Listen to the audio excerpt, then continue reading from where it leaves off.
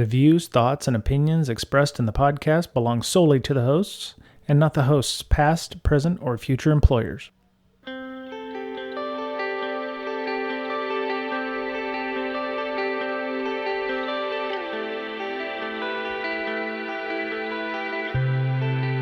Hello, everybody. Welcome back. It's Brian and Mr. Betcher for Breaking Down Security. What's up? Not much. I think the ice finally melted here. We got some weird rain and snow shower ice pellet stuff here, and weather's just been really weird the last couple of weeks. It's probably nice down in Austin, I'm guessing. Well, lately it's been really wet, cloudy, and cold. Oh, weird. Yeah. You don't kind of like Seattle weather. Yeah, I was going to say, you don't live here, but yeah. it's wow, okay. Yeah, the one thing I did like about Texas was it was like cold. What do you consider cold? Let's see. 50. Oh, okay. You sweet kid. You're a sweet kid. Oh my God. And of course, I'm like, oh, it's in the 30s here, and Alaska's like, hold my beer. Wait for this. I got friends in Fairbanks that are telling me it's like minus 30 in the shade and whatever. I'm like, oh my God. That's Fahrenheit for you non-U.S. people. So it's close to negative 40 Celsius as well. So this we have an interview this week. We also have we're mixing it up a little bit. We're doing a little bit of news. Miss Berlin, of course, you haven't heard her dulcet tones. She's not here because when we recorded this, she was at the SE Village. She'll be back next week. Yes, I believe next week. Oh, is that SE convention? Is it Layer 8? Is that the SE Village? I don't know. Let me see. You know what? I think you might. It's in Florida, right? No, that's the one at DEF CON. I have no idea. Okay. Maybe it was Layer 8 Con. Let me go look. Our interview person is like, oh my God, what are they doing? Please let me go. Sign up for this. Anyway, so no, it's not that one either. So just you heard his snickering of yes, you are correct, Brian. Taylor Mutch is on the show. If you don't know Taylor, a little background for all of you folks who live in the Seattle area, you might have seen him at our meetup at CIS East last 2 months ago.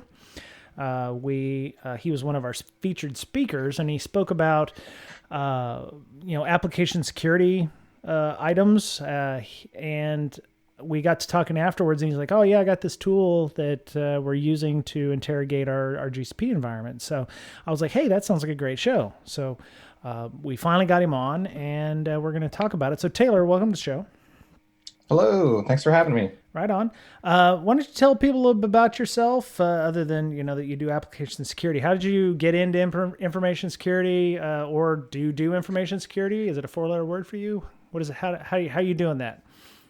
Oh, I wear a lot of hats. So currently, I'm actually working as a site reliability engineer, but I have also worked with infrastructure security, application security at Unity, which is where I work. And there's a lot of things I do, administrating GCP and AWS environments, working a lot in Kubernetes, doing a lot of DevOps-y-like things. Ooh. Sometimes we throw around the word SRE. And then we also throw around doing incident management for, stuff that breaks or security incidents, stuff like that. Wait a minute. So sorry, I don't mean to get on a tangent. You said incident management. What's the difference between it and incident response? Is this an incident that's currently in situ, or, are you the one causing it and you're managing the incident? Sometimes we could be responsible, but more often than not, it's actually... So as part of the site reliability engineering side of things, we do a lot of incident management where a service is coming down, and then we actually receive the alert, see if we can triage it, get the service back up, and if we're unsuccessful, we'll escalate it to service owners. And that can come in the form of, service or, application is misbehaving, or there's actually some sort of weird business impact. So it might not be that the application is misbehaving, but it's actually something wrong with code logic. So we handle all sorts of different scenarios, including security incidents. So yeah, that's a little bit of that. That's very cool. Okay. And how long have you been doing site reliability engineering, SRE, and information security? I've been doing that coming up on 2 years. Okay. So I'm relatively new to the game, but it's been exciting so far. Fantastic. Well, we're glad to know that there are people like yourself out there that are helping to make us look good. So, so I said we're starting out a little odd. I found a news article that kind of dovetails well into what we're talking about here. It's from Tech Republic, and it's called let me see, Security Concerns Hampering Adoption of Containers in Kubernetes. And they cite a study from a company called StackRox about security incidents and deployments in the last year. And they state that a very high number of security incidents led to the delay or outright halting of application deployment into production. And the idea is that people are either scared of using Kubernetes or they don't understand it. There's, all kinds of issues there. They sampled 540 IT professionals, and they say security is they say that security has become a high priority as customers seek to deploy containers or Kubernetes applications in productions. I would argue it should have always been. It's not just becoming, but you work a lot with containers and Kubernetes. What is your thoughts about this? Did when you were first starting working at Unity, were they already doing deployments using containers and Kubernetes? Yeah, so like when I started there about 2.5 years ago, we were already doing containers, but we weren't doing it very well. We were actually, one of the things we ended up doing is actually using a managed platform like Google Kubernetes Engine and GCP. Before that, we were actually running our own Kubernetes clusters, and we did not do a very good job of segmenting workloads between different node pools. Mm-hmm. So you get a container running, basic web application facing the internet next to another container on the same host, which is running, customer sensitive data processing. So very easy, if the application is, gets popped, then it's very easy to just, especially if with people who don't understand how Kubernetes networking works, but if the attacker knows what they're doing, super, super easy to exfiltrate data, and then it's game over. Right. According to the article, they say exposures due to misconfigurations were the most pertinent security risk for their container and Kubernetes environments. Of the, 540 odd IT people, they said 60% of the respondents cited misconfigurations as their main concern, with another one telling vulnerabilities. So I don't see the difference here, misconfiguration and vulnerability. Misconfigurations are vulnerabilities in their environment, but that's just me. I'm just, nitpicking at things. But so they said even seasoned developers have difficulties managing containers in Kubernetes. Would you agree with that? I totally agree. Absolutely, 100%. What is it? Is it the complexity of it? Is it just, that it's so foreign to what they've been doing before? I mean, it seems like these things would be fairly easy to set up. I mean, it's just a little bitty, container. Well, it's not a little bitty. I mean, there's size is irrelevant.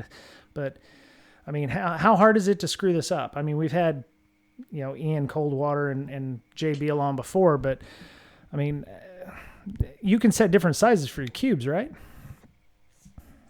I mean, you can set by cubes, you mean the actual Kubernetes clusters? Right.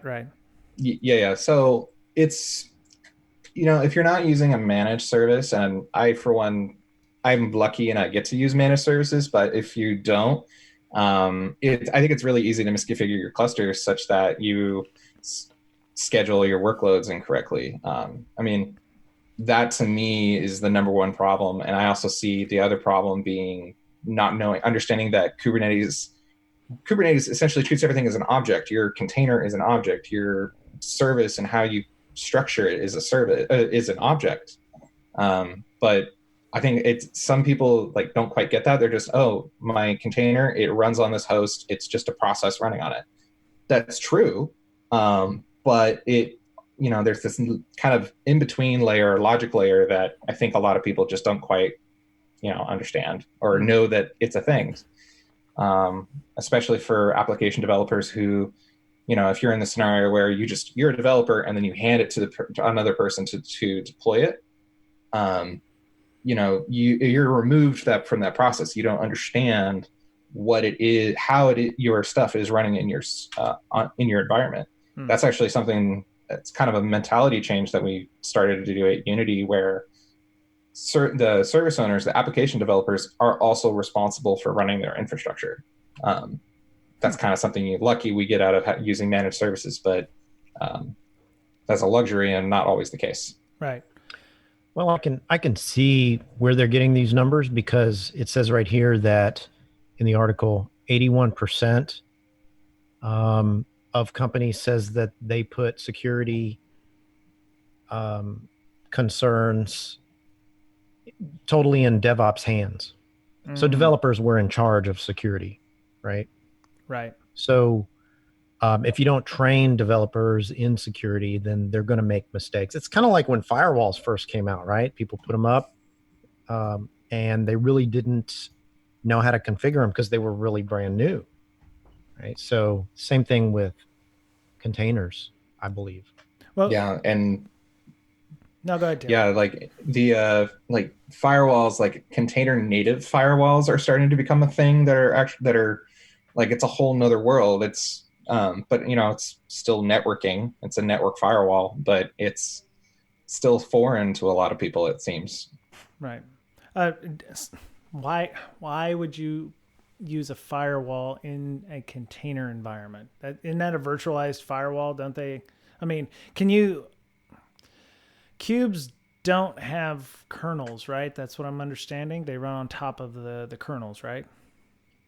Yeah, I mean, at the end of the day, it's just it's just Docker running on top of the host. Right. So there's nothing crazy there. But yeah, I mean, at the end of the day, yeah, it's going to be a virtual firewall. So probably ways around that, or if you've misconfigured that. Well, I was thinking because, containers or small VMs have Linux kernel, which normally has like IP tables, embedded in it. You just need to run that. But Kubernetes, you don't always have that capability. So Mr. Betcher brings up a good point. He's like, the security people just kind of let the DevOps folks install Kubernetes, but nobody was minding the store. So, the DevOps folks did not have guidelines or anybody to follow. I would imagine that's how it's working, where they just said, oh yeah, we're going to go ahead and do what we want. And the security people are like, wait, we don't know how to secure that. And they're like, no, DevOps, it's all good. And, because there's no security in DevOps because it's not DevSecOps. So I don't know if that's the case everywhere. And I apologize if you're a DevOps shop and whatever. But it sounds like that there's misconfigurations. There's issues with vulnerabilities because, one, you've got to keep up on your Kubernetes environment. It's constantly changing, as we heard with for me and Coldwater. There's major changes between like versions 108 and I think it's up to 118, 119 now, something like that. But to help you with that, and this story dovetailed very nicely into why we had Taylor on this week, he has a tool, and yes, it will be open sourced fairly soon. Very soon. We're waiting for an email and a button click, and it'll be open sourced. That's what he told us before. How easy is that? I know, right? It's the easy button. Actually, it's a literal easy button. Which can you tell me which email you're waiting for and from whom? Is it like your director of operations, or is it Brandon, or who? Just waiting on an email from IP legal. Oh, okay. Oh, fucking lawyers. Okay. Oh, I mean, good lawyers, happy lawyers, safe lawyers. Yes. Everything will be just fine. Yes, precious. Maybe you didn't bring them enough candy or something today. Maybe she had brought them some very healthy foods. They would have been okay with that. Anyway, so you have a tool that will be open source soon, and it's got a cool name. Why don't you tell us a little bit about what it is all about? Yeah, so I have this tool. It's called Nemesis, and the shortest explanation I think I can give it is that it is a tool for measuring against a set of compliance rules. Specifically at the moment, Nemesis is a tool that is specifically measuring against the GCP CIS benchmark. But in the future, I would love to see it be expanded to other cloud platforms. And I think there's a specific need that needs to be satisfied in the world of Kubernetes, especially for Kubernetes in managed environments. I think there's a lot of other tools out there that already exist for non-managed services, but I think that if there's something that could do managed services a little bit better for Kubernetes, because I think for teams that can use managed Kubernetes, I think they should, because that kind of helps alleviate some of those misconfiguration problems right out of the gate. Okay. So anyway, so Nemesis is a little tool that we ended up writing. We wanted to basically do these measurements really quickly. And all of the tools that we found, we were trying tools like Inspec that were going very slowly, and we needed to iterate across multiple GCP projects in the numbers of like 500 instead of just 5. So we wrote this tool last year, and we kind of working on it every now and then to give it some updates. And yeah, so that's Nemesis in a nutshell. Work? So it is a CLI tool, but that you can also run it in a Docker environment. So you run it, you give it some commands, give it some credentials to look at your GCP environment, and it will actually go and make requests against all of your different GCP resources. So these could be virtual machines, this could be storage buckets, and especially GKE clusters. And takes the set of rules that are defined in the CIS benchmark and measures against the API response. So it says, this Kubernetes cluster by default has these IAM permissions, and the CIS benchmark, it says that it should have only these at a max. Did you custom write those inputs, or does CIS publish some sort of JSON rules or whatnot? So we ended up having to essentially pull all of the commands from the CIS benchmark. So the GCP publishes their CIS benchmark for the cloud platform, or I guess CIS publishes it. And we reinterpreted all of the commands. They actually provide all the commands and the expected input and output. And then we converted those to their API responses. So rather than having to type a bunch of gcloud commands, gcloud's their tool to do that, we just use the Golang APIs directly. Nemesis is written in Go. And we essentially were able to replicate the same responses and then confirm that we were matching against that same specification. Cool. How did you come up with the name, other than it being the name of one of the worst Star Trek movies that was ever made? How did you come up with that name?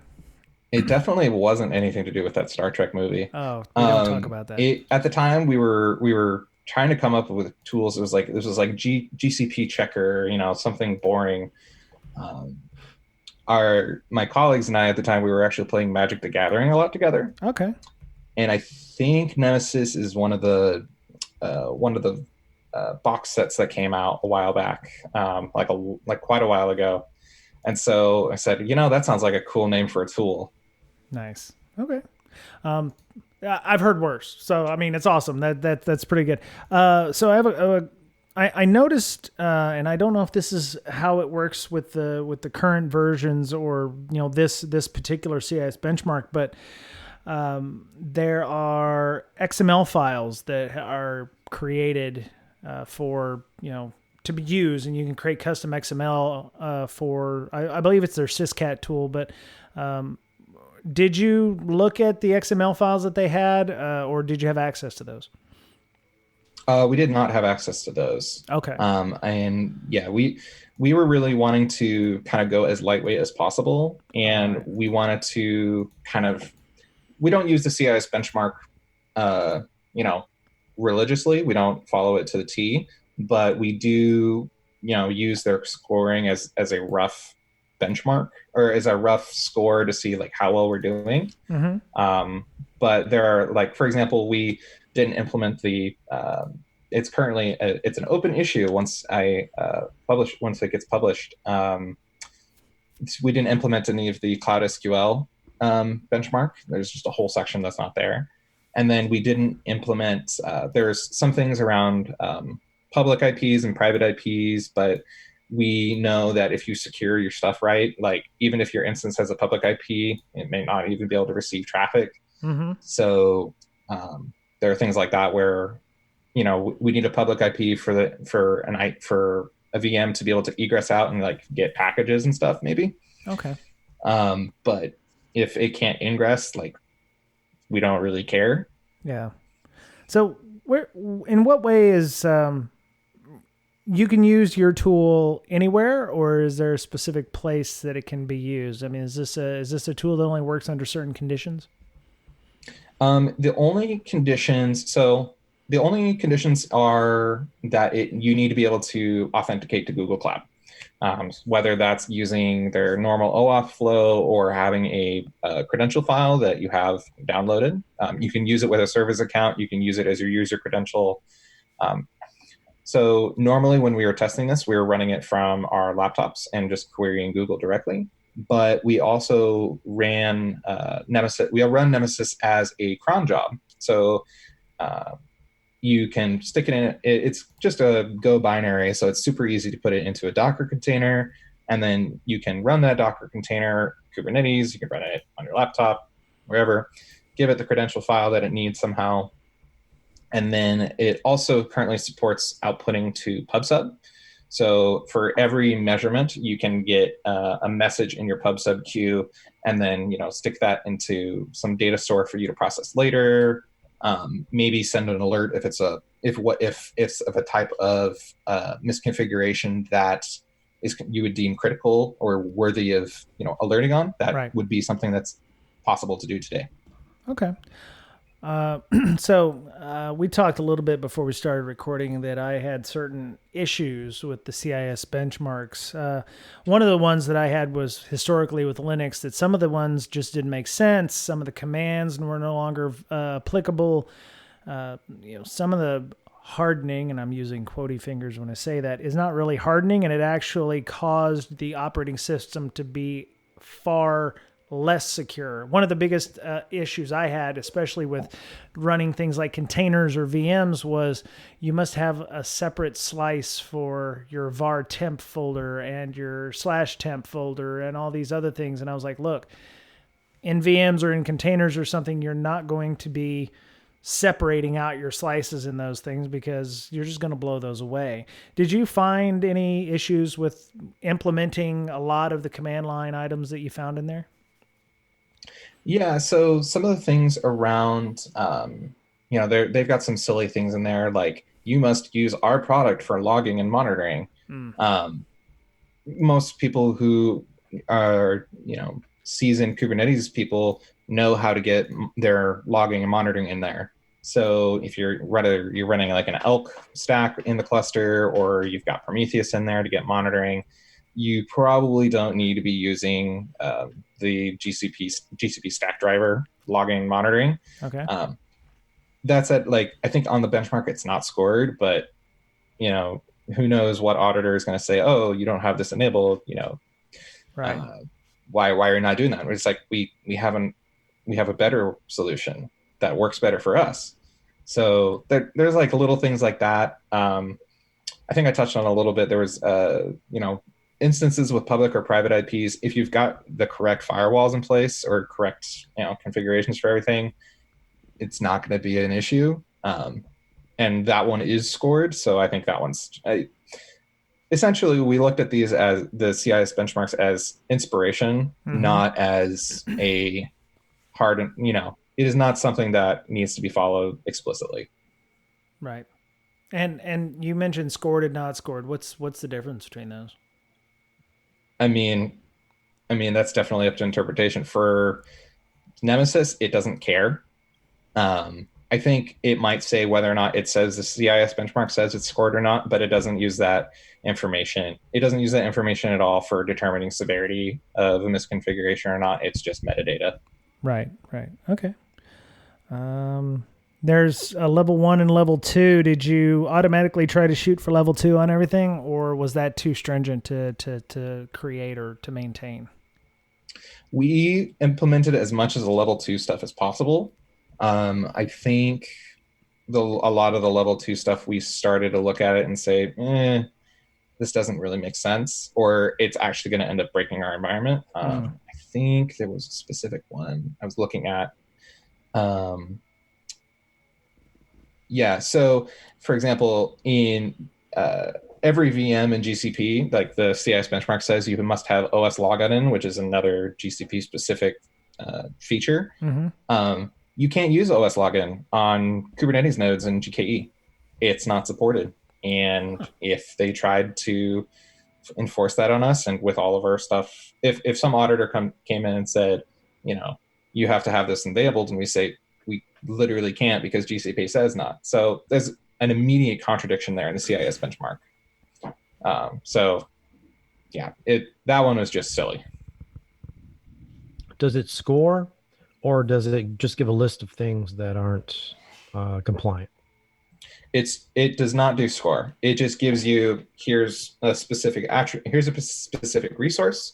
Here are the checks that were made against it, and whether or not it passed those checks.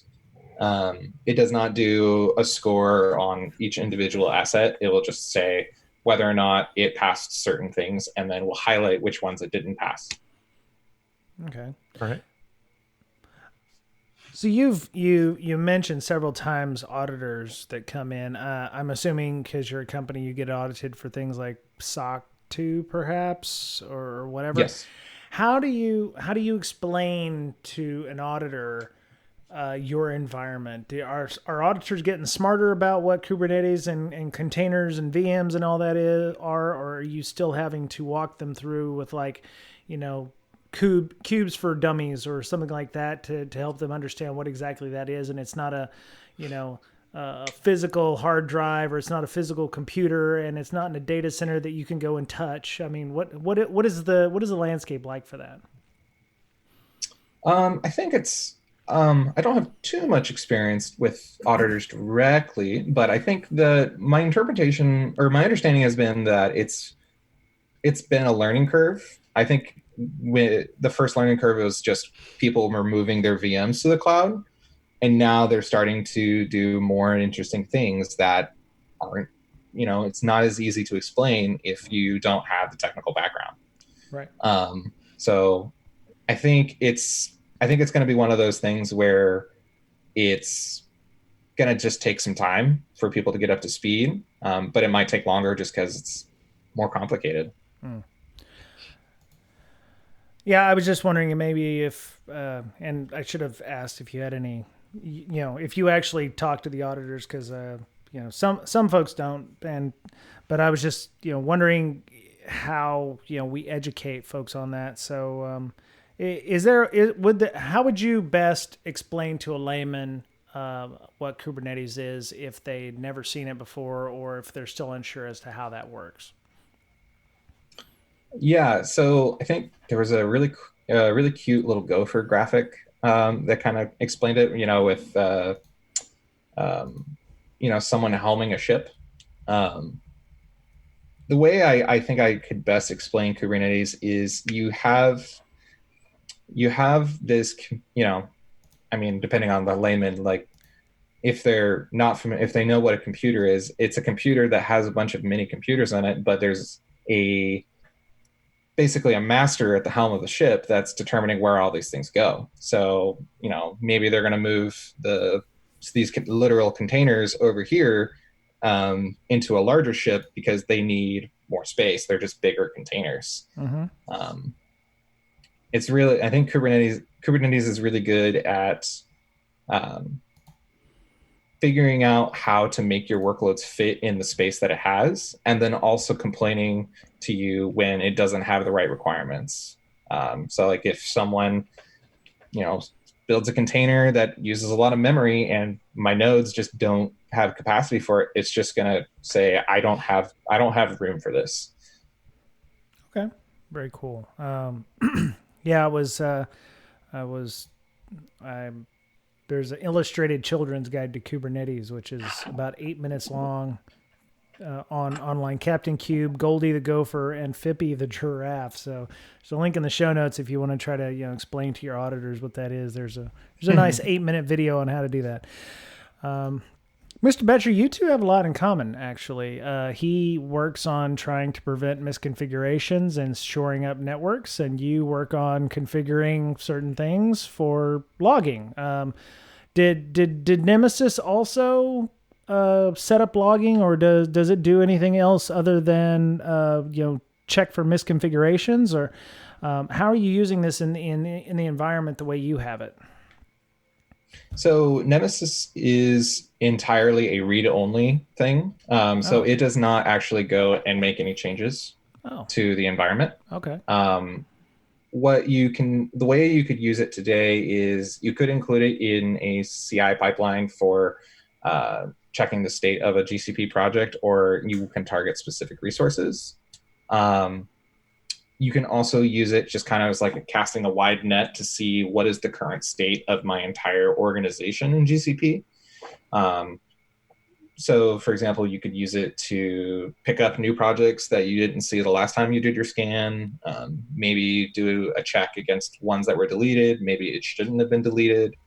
You can also do a check just against different networks, see if people are, maybe there's something weird going on in a project and you're not really sure why. You can, if you've run this scan a bunch of times over the course of, every 5 minutes for 2 days, you maybe can pick up a pattern and see if there's something weird going on.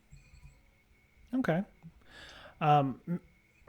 Well, so why would you not want Nemesis to make those changes? Would it cause undesired operation potentially? Is it something that you'd be like, okay, you can implement this, but this might actually cause some problems. Because I use a little background. When I was in the Navy, we had things called the gold discs. And what it would be is, back in the day, we had CDs, which are compact discs for all you young kids out there that don't know what they are. You put them into the computer and it would harden the box for you by double-clicking on an exe file. And it would basically just either run a bunch of patches, or it would make a bunch of registry changes to the system, and then you'd reboot and you'd be up to a DISA standard. The problem was, if you ran it on some system that was already operational, it would brick the box. You'd lose access to the domain and all this other fun stuff. And thankfully, we didn't run it on both domain controllers at the same time. We only ran it on one. And when it bricked the domain controller, then we knew not to run it on the other one.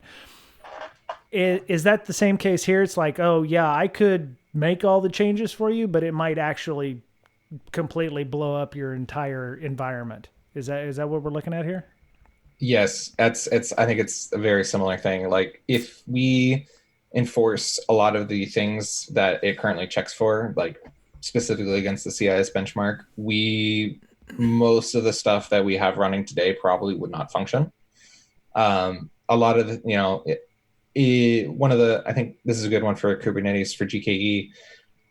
By default, it wants you to use OAuth scopes, which are deprecated in GKE. It actually wants you to use IAM directly. And if we followed that directly, we would break a lot of connections to some of the other managed services that we use in GCP. So it would basically restrict the VMs from being able to talk to, Google Cloud Storage. And we have a lot of things that depend on just being able to read from block storage. And that's just, for the business, it's just not something that we can do. So we made a choice not to enforce that, but instead talk to service owners, talk to people running that infrastructure, give them the results of the data, and then let them, decide, whether or not they want to make those changes or not, or change how they're doing so that they can be doing things in a more best practice manner. Okay.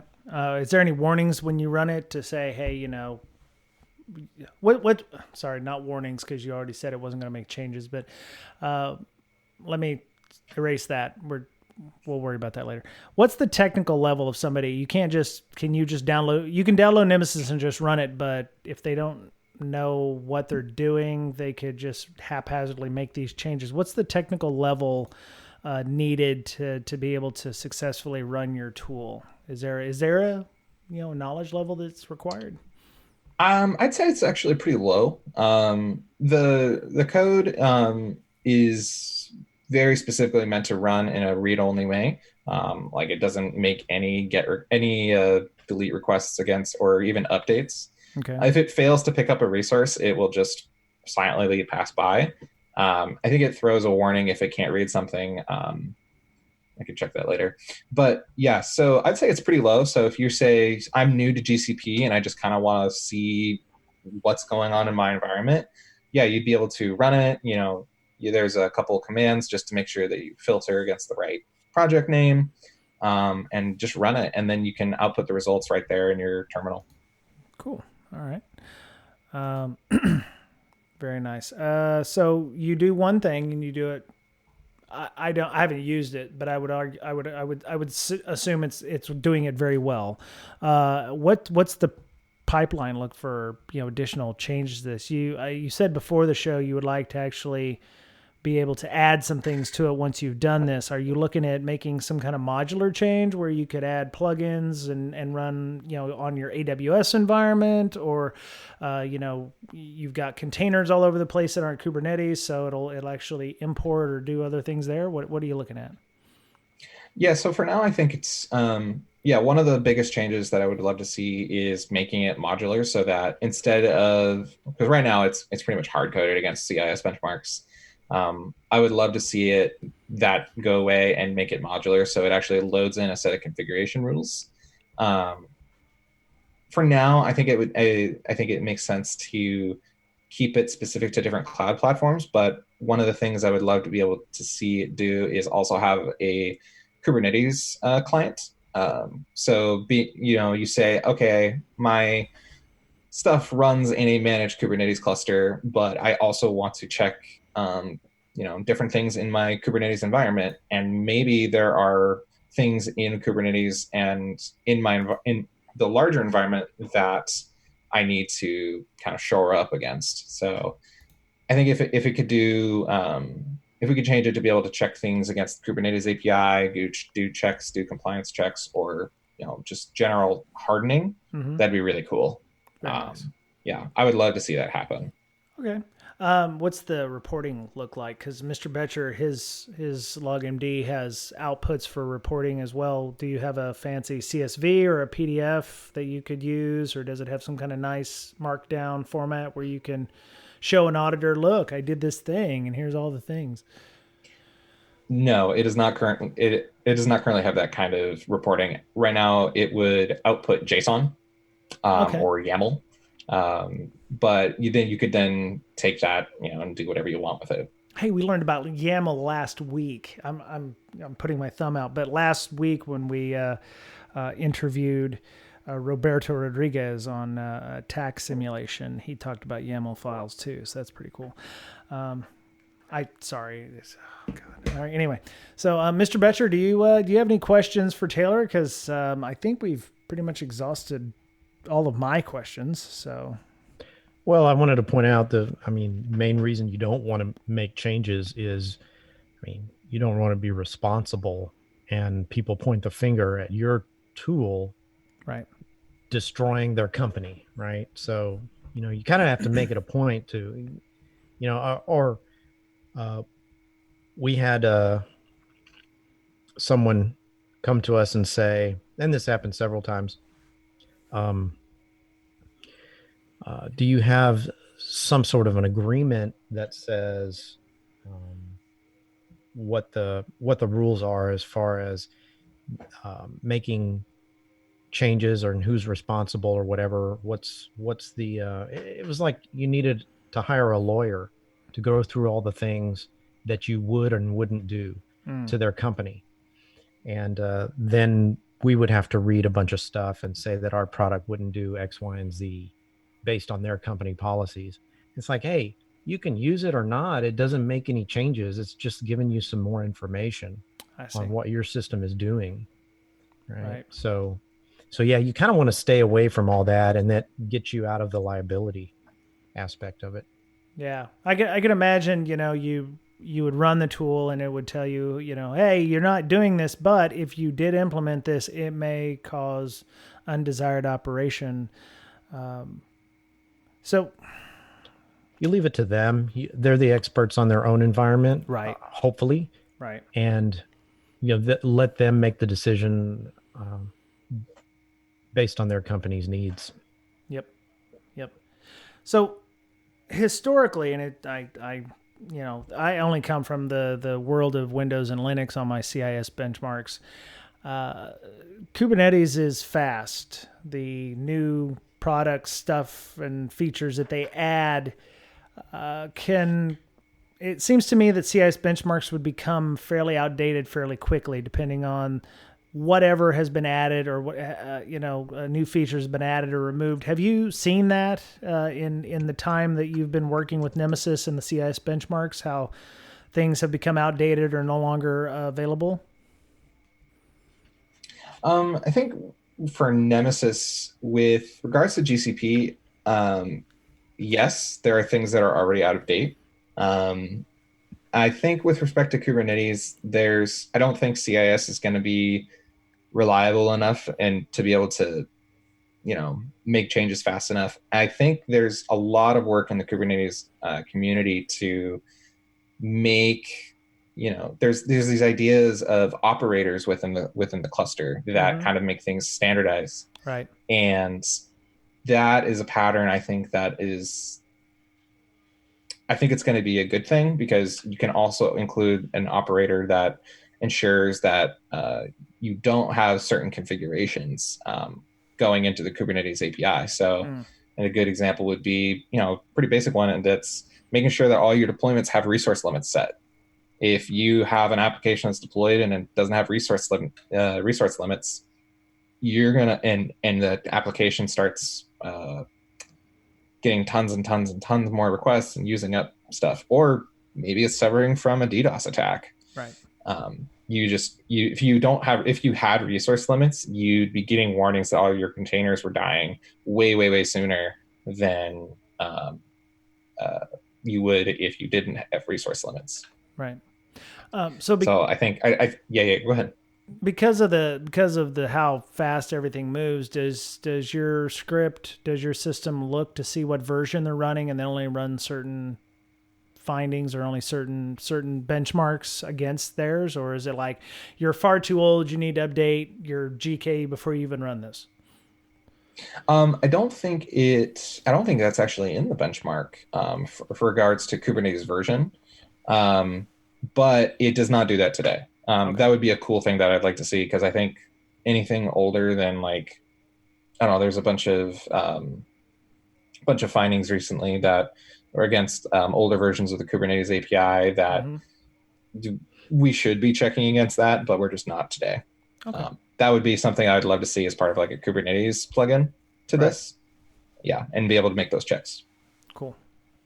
I was thinking, because you were mentioning trying to make it more modular, maybe you could create like a JSON blob that you could import and then run everything against that, and that would be something that everybody would have access, or like you said, a YAML file or something that would allow you to, import that, or, make changes or go beyond the CIS benchmarks. We have, CIS plus, that kind of thing, or, whatever best practices that aren't in Kubernetes, or, because it's a moving target, you could say, well, we want to make sure we're looking for these things or these, and perhaps maybe the CIS maintainers will, take a look at that and be able to import that back in.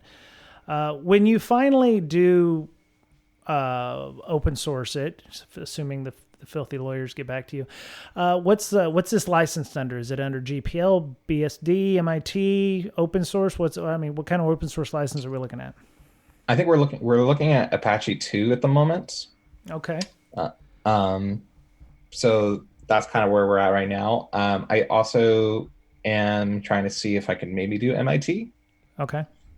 Yeah. Which would be the 2-clause BSD license, I believe. Yeah. Why Apache 2? Is that just because that's what Unity uses, or is that just one that you like? It's one that was recommended to me from Unity. Okay. That's fair. Normally, when I do stuff that's not Unity related, I usually just do MIT. Okay. Very nice. All right. Mr. Betcher, any questions from you?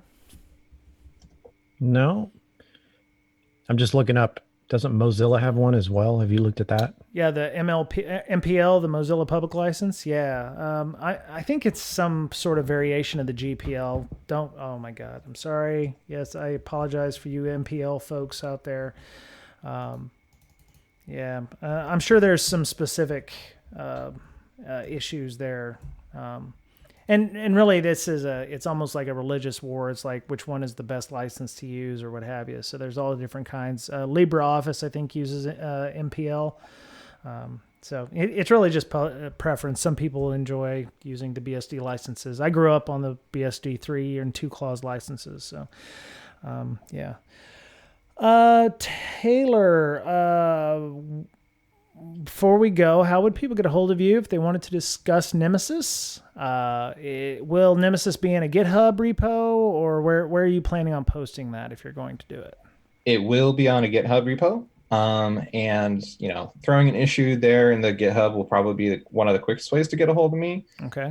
With regards to Nemesis, I think I also have my email on my GitHub profile. My GitHub profile is just Taylor Mutch, capital T, capital M. Okay. And yeah, I think my email's there as well. So cool. Easy to get a hold of me there too. All right. Excellent. GitHub.com/Taylor Mutch. Cool. There you go. All right. So keep a lookout in the next few days. Taylor will definitely let us know, and I'll tweet that out if you're interested in that. Yeah. So you're on Twitter, I assume. I am one of those crazy people that's not actually. Have we ever had anybody who's not on Twitter on our show? No.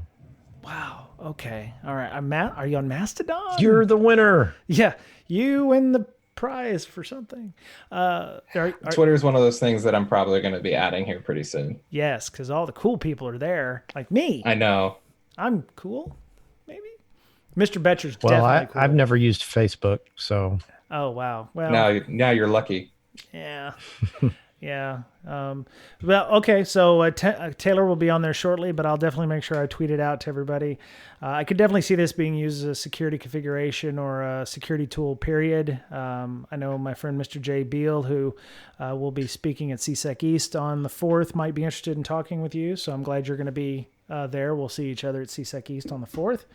If you are in the Seattle area and you want to come and meet Taylor, he'll be making an appearance there, hopefully, along with Jay Beal, who will be talking about Kubernetes security. And he actually asked if he could come on the show in the next month or so. And I was like, yes. Why did you even bother asking? Just assume you're going to show up one night. We'll just, start recording. So you're not on Twitter, but your GitHub is there. Okay. Are you speaking anywhere? Did you try out for B-Side Seattle at all?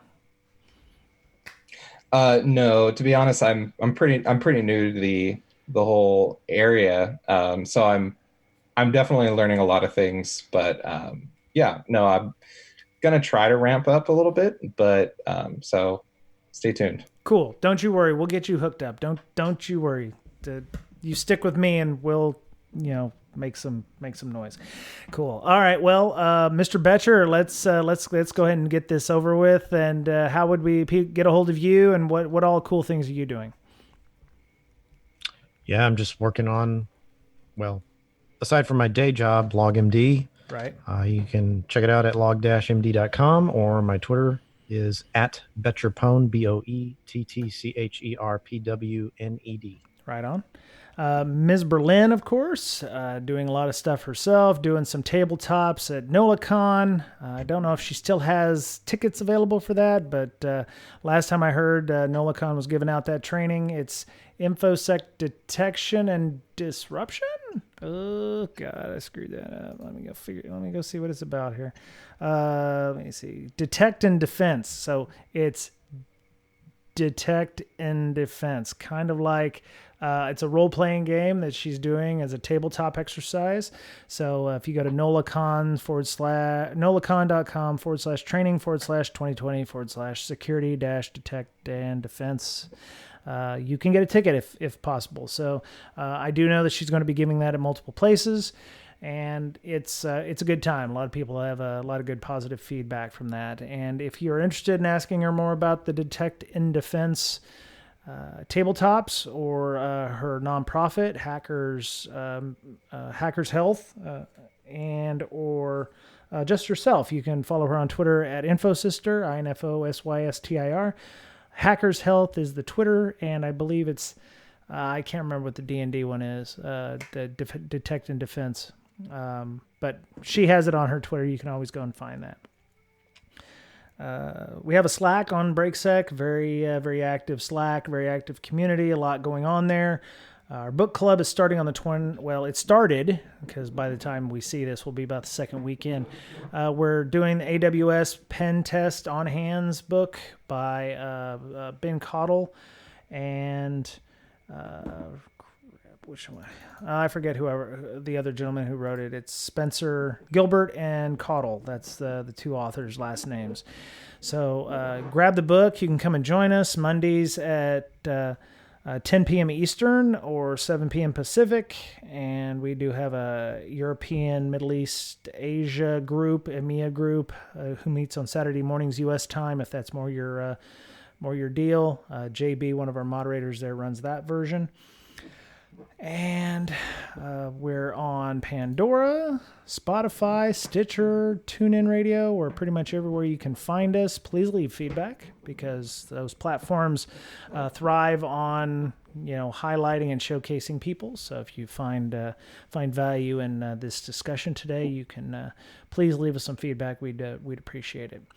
I have a TeePub store if you want to go get t-shirts or anything, mugs, stickers, whatever you'd like. Go to teepublic.com/user/bds.podcast. And I want to say that's it. Oh, thank you to our patrons. All the money goes to hosting fees, goes to helping out with time and effort, building community, and getting the podcast out on a weekly basis. So I appreciate that. I think that was it. Oh, no. Brakesec is the Twitter handle, BRAKESEC, and then myself, Brian Brake, on Twitter. You can follow me there. So I think that's it for this week. Mr. Betcher, it's always a pleasure, sir. Thank you. And Taylor, always thank you for coming on. Very effective speaking at Unity. I was very impressed by your discussion of AppSec. We're definitely going to need to have you back on in the near future to talk about all things application security, especially from that bent, because people tend to like that stuff, and I don't think do enough of it on here. So I appreciate you coming on, taking the time. Yeah, thanks for having me. This was fun. Right on. All right, well, that's it. Have a great week. Be kind to one another and take care of yourself, because you're the only you have. And we'll talk to you again soon. Bye-bye. Bye.